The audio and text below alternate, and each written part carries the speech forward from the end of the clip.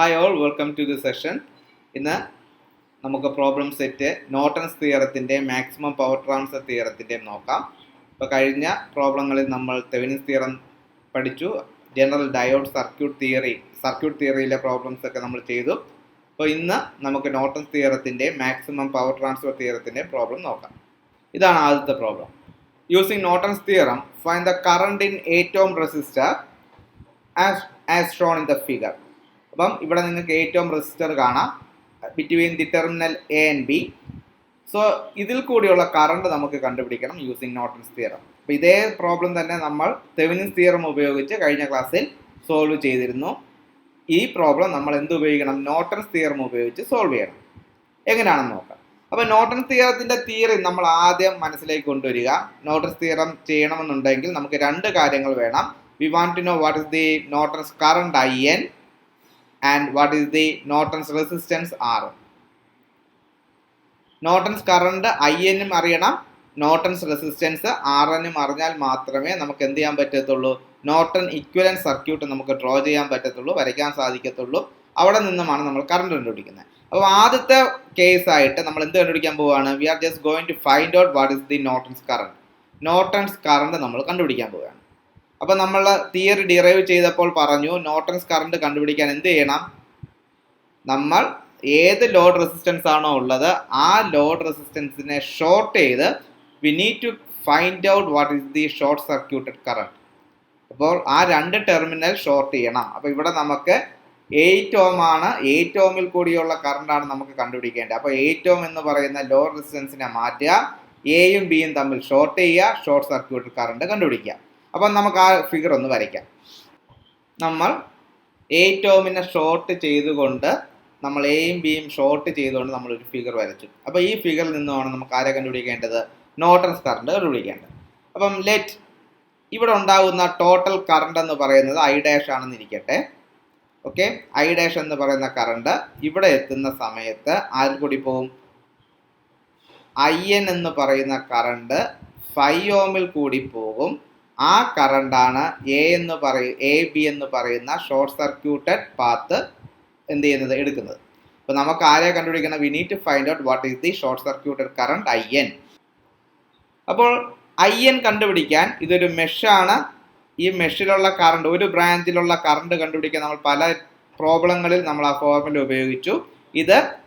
ഈ ഒരു ബ്രാഞ്ചിലുള്ള കറണ്ടാണ് നമുക്ക് കണ്ടുപിടിക്കേണ്ടത്. So the formula for short circuited current IN equal to total current. Total current എന്ന് പറഞ്ഞാൽ ഇവിടെ എന്താണ്? I' ആണ്. I' into total current I' into other resistance in the R. അപ്പം ഇവിടുത്തെ ബ്രാഞ്ച് എന്ന് പറഞ്ഞാൽ 5 ohm ഉള്ള ഒരു ബ്രാഞ്ചാണ്. Other resistance in the branch എന്ന് പറഞ്ഞാൽ എന്താണ്? 6 ohm ആണ്. നമ്മൾ ഒരുപാട് പ്രോബ്ലങ്ങളിൽ ചെയ്തതാണ്. അപ്പോൾ other resistance in the branch which is 6 ohm divided by total resistance which is 6 plus 5. So this is the value of the Norton's current. Total current into other resistance divided by total resistance. ഇനി നമുക്ക് ആരെ കണ്ടുപിടിക്കണം? We need to find out what is the total current I'. So what is the formula for total current I'? It is the total voltage divided by total resistance. It is V by R dash. So I' equal to V by R'. So here what is V? It is 40 volt. So 40 volt divided by R'. 40 volt divided by R'. ഇനി അടുത്ത നമ്മൾ എന്ത് കണ്ടുപിടിക്കണം? We need to find out what is the total resistance. Okay, അപ്പോൾ നമ്മൾ ആരെയാണ് കണ്ടുപിടിക്കാൻ പോയത്? നമ്മൾ നോർട്ടൺസ് കറണ്ടാണ് കണ്ടുപിടിക്കേണ്ടിയിരുന്നത്. അപ്പോൾ അത് കണ്ടുപിടിക്കണമെന്നുണ്ടെങ്കിൽ ടോട്ടൽ കറണ്ട് അറിയണം. ടോട്ടൽ കറണ്ട് കണ്ടുപിടിക്കുന്ന സമയത്ത് we need to find out what is the total resistance R'. നമുക്ക് അടുത്ത R' കണ്ടുപിടിക്കാം. അപ്പോൾ ഇതിൻ്റെ ടോട്ടൽ റെസിസ്റ്റൻസ് എന്ന് പറഞ്ഞാൽ നിങ്ങൾക്ക് ഈ സർക്യൂട്ട് കാണുമ്പോൾ പിടിയിട്ടും 5 ohmഉം 6 ohmഉം പാരലലാണ്, അത് 4 ohmന് സീരീസ് ആണ്. So this is the value of the total resistance. അപ്പോൾ എന്ത് ചെയ്യണം? So 5 ohm 6 ohm പാരലാണ്. സോ നിങ്ങൾക്ക് ഇങ്ങനെ എഴുതാം 5 parallel 6. ആ കോമ്പിനേഷൻ ആർക്ക് സീരീസ് ആണ്? സീരീസ് വിത്ത് 4. ഇതിൻ്റെ ഉത്തരം നിങ്ങൾക്ക് എഴുതാൻ അറിയാം. 5 parallel 6. The answer is 5 into 6 by 5 plus 6. So it is 30 by 11. 30 by 11 plus 4. So it is approximately 6.72 ohm. 6.72 ohm. So this is the total resistance, 6.72 ohm. So from this total resistance we can calculate what's the total current I dash. So I dash equal to V, it is 40 divided by total resistance 6.72. So 40 divided by 6.72, it is approximately 5.94 ampere. നമ്മൾ എന്ത് കണ്ടുപിടിച്ചു? Total current കണ്ടുപിടിച്ചു. അപ്പോൾ നമ്മൾ വന്ന വഴി നിങ്ങൾക്ക് ഓർമ്മയുണ്ടല്ലോ, എന്താണ്? നമ്മൾ നോർട്ടൺസ് കറണ്ട് ആണ് കണ്ടുപിടിക്കേണ്ടിയിരുന്നത്. അത് കണ്ടുപിടിക്കണമെന്നുണ്ടായിരുന്നുവെങ്കിൽ ടോട്ടൽ കറണ്ട് അറിയണമായിരുന്നു. നമ്മൾ ടോട്ടൽ കറണ്ട് കണ്ടുപിടിക്കാൻ ടോട്ടൽ റെസിസ്റ്റൻസ് അറിയണം. സോ നമ്മൾ ആദ്യം ടോട്ടൽ റെസിസ്റ്റൻസ് കണ്ടുപിടിച്ചു. അത് ഐ ഡാഷിൽ സബ്സ്റ്റിറ്റ്യൂട്ട് ചെയ്ത് we calculated the value of total current. Now we can find out what is the value of Norton's current. നമുക്ക് ഇനി എന്ത് ചെയ്യാം? നോർട്ടൺസ് കറണ്ടിന്റെ വാല്യൂ എഴുതാം. So IN equal to I dash, അല്ലേ? ഈ ഫോർമുലയിലേക്കാണ് നമ്മൾ കൊടുക്കാൻ പോകുന്നത്. I dash which is equal to 5.94 into 6 by 11 into 6 by 11. So IN equal to 5.94 into 6 by 11. 5.94 into 6 by 11, the answer is 3.24 ampere. നമ്മൾ എന്ത് കണ്ടുപിടിച്ചു? നോർട്ടൺസ് കറണ്ട് കണ്ടുപിടിച്ചു. It is 3.24 ampere. അപ്പോൾ എന്തേ ചെയ്തോളൂ? തിയറിയിൽ പറഞ്ഞതുപോലെ ആ സർക്യൂട്ടിൽ എയും ബിയും ഷോർട്ട് സർക്യൂട്ട് ചെയ്ത് we calculate the short circuited current which is nothing but Norton's current IN. We got 3.24 ampere as the Norton's current. അടുത്ത നമ്മൾ എന്ത് കണ്ടുപിടിക്കണം? We need to find out what is the Norton's resistance. Norton's resistance കണ്ടുപിടിക്കാൻ നമ്മൾ എന്ത് ചെയ്യണം? എയും ബിയും ഓപ്പൺ ചെയ്യുക, ഓപ്പൺ സർക്യൂട്ട് ചെയ്യുക. ആ റെസിസ്റ്റൻസിനെ റിമൂവ് ചെയ്യുക. 8 ഓം റെസിസ്റ്റൻസിനെ ഇവിടെ എന്ത് ചെയ്യുക? റിമൂവ് ചെയ്യുക. ദെൻ എന്ത് ചെയ്യണം? ഓപ്പൺ സർക്യൂട്ട് ചെയ്യണം. ഓപ്പൺ ചെയ്യണം, എയും ബിയെയും ഓപ്പൺ ചെയ്യണം. And the most important thing is നിങ്ങളുടെ സോഴ്സിനെ ഷോർട്ട് ചെയ്യുക or replace it with is internal resistance if any. അപ്പോൾ ഒന്നുകിൽ വോൾട്ടേജ് സോഴ്സിനെ ഷോർട്ട് സർക്യൂട്ട് ചെയ്യുക, അല്ലെങ്കിൽ അതിൻ്റെ ഇന്റേണൽ റെസിസ്റ്റൻസ് കൊണ്ട് റീപ്ലേസ് ചെയ്യുക. ഇവിടെ ഇന്റേണൽ റെസിസ്റ്റൻസിൻ്റെ ഒരു കാര്യവും ക്വസ്റ്റ്യൻ പറഞ്ഞിട്ടില്ല, അതുകൊണ്ട് തന്നെ അവിടെ ഷോർട്ട് സർക്യൂട്ട് ചെയ്തതാണ്. അപ്പോൾ നമ്മൾ സോഴ്സിനെ ഷോർട്ട് ചെയ്തു, എയും ബിയെയും ഓപ്പൺ ചെയ്തു. Now we need to find out what is the Norton's resistance. അപ്പോൾ നോർട്ടൺ റെസിസ്റ്റൻസ് നിങ്ങൾക്ക് നോക്കുമ്പോൾ അറിയാം എന്താണ്. ഇവിടെ 6 ഓമും 4 ഓമും എന്താണ്? പാരലൽ ആണ്. ആ combination it is in series with 5 ohm. So RN is nothing but 6 parallel 4 and the combination is in series with 5. Okay, so it is 24 divided by 10 plus 5. 24 divided by 10 plus 5. So it is approximately 7.4 ohm. So നമുക്ക് എന്തും കിട്ടി? We got Norton's resistance also 7.4 ohm. നമുക്ക് Norton's resistance കിട്ടി. ഇനി നമുക്ക് എന്ത് ചെയ്യാം? ആ സർക്യൂട്ടിനെ റീഡ്രോ ചെയ്യാം. ആ സർക്യൂട്ടിനെ വരച്ചുകൊണ്ട് അതിൻ്റെ ഇക്വലൻ്റ് ആയിട്ടുള്ള നോർട്ടൺസ് ഇക്വലൻറ്റ് സർക്യൂട്ട് നമുക്ക് വരയ്ക്കാം. അപ്പോൾ നമ്മൾ എന്ത് ചെയ്തു? ഇതിൻ്റെ നോർട്ടൺസ് ഇക്വലൻറ്റ് സർക്യൂട്ട് വരച്ചു. നോർട്ടൺസ് തിയറം പറഞ്ഞ സമയത്ത് നമ്മൾ പറഞ്ഞു, നോർട്ടൺസ് തിയറം എന്ന് പറയുന്നത് A circuit containing A number of voltage sources and resistance can be replaced with a current source, single current source in parallel with a resistance. ഇതായിരുന്നു Norton's തിയറത്തിൽ നമ്മൾ പഠിച്ചത്. ഇവിടെ നിങ്ങൾ നോക്കിയാൽ അറിയാം, ഈ ഒരു ഭാഗത്ത് നമുക്ക് 8 ഓമിൽ കൂടിയുള്ള കറണ്ടാണ് നമുക്ക് കണ്ടുപിടിക്കേണ്ടത്. അപ്പോൾ നമ്മൾ എന്ത് ചെയ്തു? 8 ഓം ഒഴിച്ചുള്ള ബാക്കി എല്ലാ സർക്യൂട്ട് കമ്പോണൻസും ഉൾപ്പെടുത്തി നമ്മൾ ഒരു നോർട്ടൺസ് ഇക്വലന്റ് സർക്യൂട്ട് വരച്ചു. അവിടെ ഒരു 40 വോൾട്ടേജ് സോഴ്സ് ഉണ്ട്, 4 ഓം റെസിസ്റ്റൻസ്, 6 ഓം, 5 ഓം, ഇതിനെല്ലാം കൂടെ ചേർത്ത് ഒരു കറണ്ട് സോഴ്സ്. ആ കറണ്ട് ജനറേറ്റ് ചെയ്യുന്ന കറണ്ട് എന്ന് പറഞ്ഞാൽ നോർട്ടൺസ് കറണ്ട് ആണ്. It is 3.24 ampere. It is in parallel വിത്ത് 7.4 ഓം. അപ്പോൾ എക്കും ബിക്കും ലെഫ്റ്റ് സൈഡിലുള്ള സർക്യൂട്ട് കമ്പോണൻസിന് എല്ലാം ഇക്വലന്റ് ആയിട്ട് നമ്മൾ എന്ത് വരച്ചു? We have drone A circuit with Norton's current IN in parallel with Norton's resistance. അതിനുശേഷം എന്തുണ്ട്? 8 ഓം ഉണ്ട്. അപ്പം നമുക്കിവിടെ 8 ഓം മാറ്റിയാലും അത് 10 എത്ര തവണ മാറ്റിയാലും ലെഫ്റ്റ് സൈഡ് സെയിം ആണെങ്കിൽ ഇത്രയും സർക്യൂട്ട് എപ്പോഴും സെയിം ആണ്, ഒരിക്കലും മാറത്തില്ല. ഇനി നമുക്കിവിടെ കണ്ടുപിടിക്കേണ്ടത് എന്താണ്? നമുക്ക് കണ്ടുപിടിക്കേണ്ടത് എത്രയാണ് 8 ഓമിൽ കൂടി ഒഴുകുന്ന കറണ്ട്. 8 ഓമിൽ കൂടി ഒഴുകുന്ന കറണ്ട് എത്രയെന്നാണ് നമുക്ക് കണ്ടുപിടിക്കേണ്ടത്. നമുക്ക് അവിടെയും ആ മെഷ് കറണ്ടിന്റെ ഫോർമുല ഉപയോഗിക്കാം. I എന്ന് പറയുന്നത് it is equal to total current. Okay, ഇവിടുത്തെ ടോട്ടൽ കറണ്ട് എന്ന് പറഞ്ഞാൽ എന്താണ്? IN ആണ് ഇവിടുത്തെ നോർട്ടൺസ് കറണ്ട്. ആ നോർട്ടൺസ് കറണ്ട് ആണ് ടോട്ടൽ കറണ്ട് ആയിട്ട് എടുക്കേണ്ടത്.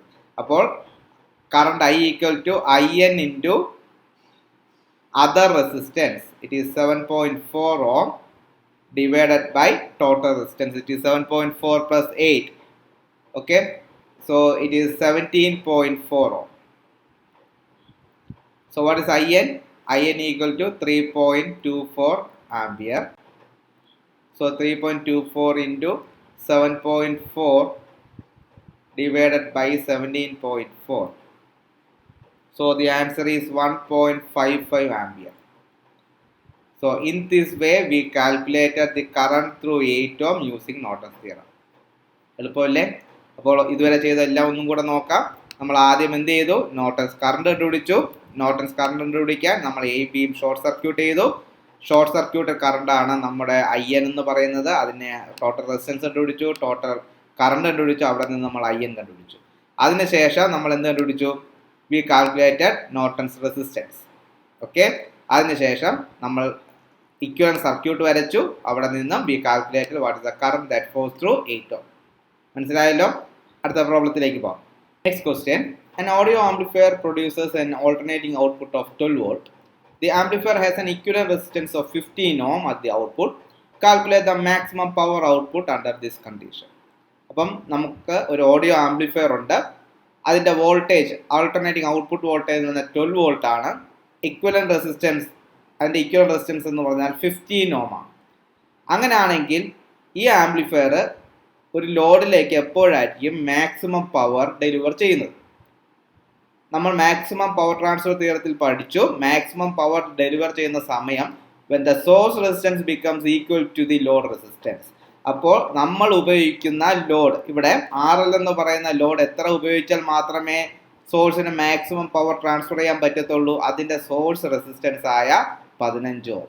So here RL must be 15 ohm so that it will produce or it will deliver, the source will deliver the maximum power to the load. അപ്പം maximum power deliver ചെയ്യണമെന്നുണ്ടെങ്കിൽ load resistance എത്ര ആയിരിക്കണം? 15 ഓം ആയിരിക്കണം. അപ്പോൾ നമുക്ക് ഇപ്പോൾ മനസ്സിലായി RL എന്ന് പറയുന്നത് 15 ഓം ആയിരിക്കണം. സോ നെക്സ്റ്റ് നമുക്ക് വേണ്ടത് ക്വസ്റ്റ്യൻ മാക്സിമം പവർ എത്രയാണ്? So we know the formula for the power. P equal to it is I square RL, right? I square RL ആണ് നമുക്ക് വേണ്ട power.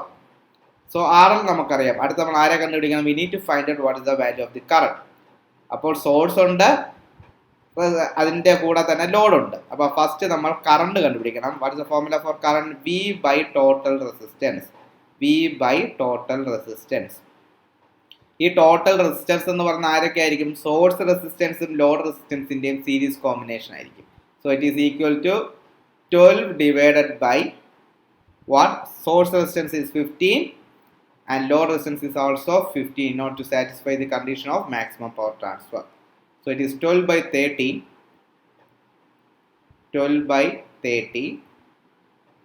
and is equal to 0.4 ampere. So this is the current which flows through the load, 0.4 ampere. ഇനി നമുക്ക് എന്താണ് വിളിക്കാം? We can find out the maximum power delivered to the load. P equal to ഈ RL വരുമ്പോൾ മാത്രമേ maximum power അവിടെ deliver ആവത്തുള്ളൂ. So it is I സ്ക്വയറിന് പകരം 0.4 square into RL is 15. 0.4 square into 15, it is approximately 2.4 watt. 2.4 watt. So this is the maximum power delivered to the load. അപ്പോൾ ഈ ക്വസ്റ്റ്യനിൽ എന്ത് ചെയ്യണം? ഈ ക്വസ്റ്റ്യനിൽ നിന്നും സോഴ്സ് റെസിസ്റ്റൻസിൽ നിന്നും മാക്സിമം പവർ ട്രാൻസ്ഫർ കണ്ടീഷൻ വരുന്ന സമയത്ത് ലോഡിലും സെയിം റെസിസ്റ്റൻസ് വരണം എന്നുള്ള ഇൻഫർമേഷൻ ഉപയോഗിച്ച് വേണം ഈ പ്രോബ്ലം ചെയ്യാൻ. ബാക്കി സ്റ്റെപ്പൊക്കെ എളുപ്പമാണ്. മനസ്സിലായെന്ന് കരുതുന്നു. അടുത്ത പ്രോബ്ലത്തിലേക്ക് പോകാം. So next problem, this N homework for you. Calculate the value of the load resistance RL to which maximum power may be transferred from the circuit shown in figure. Also find the maximum power. അപ്പോൾ അതിൻ്റെ figure നമുക്ക് നോക്കാം. This is the figure. Actually this is A tricky question. അപ്പോൾ നമ്മളൊരു circuit ഉണ്ട്. 120 volt source, അവിടെ 3 resistance നിങ്ങൾക്ക് കാണാം, and you can see RL. അപ്പോൾ ഈ RLലേക്ക് എത്ര ആയിരിക്കണം? You have to find out the value of the load resistance to which the maximum power may be transferred from the circuit. Maximum power എന്ത് ചെയ്യണം? ആ RLലേക്ക് കിട്ടണം. ആ മാക്സിമം പവർ എത്രയെന്ന് നമുക്ക് കണ്ടുപിടിക്കേണ്ടതായിട്ടുണ്ട്. സോ ഇങ്ങനെ ഒരു പ്രോബ്ലം വന്നാൽ ആദ്യം ചെയ്യേണ്ടത് you have to draw is Thevenin equivalent circuit.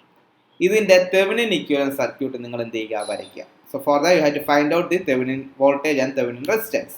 അപ്പോൾ ഇതാണ് ഈ സർക്യൂട്ടിൻ്റെ തെവനിൻ ഇക്വലന്റ് ഫിഗർ.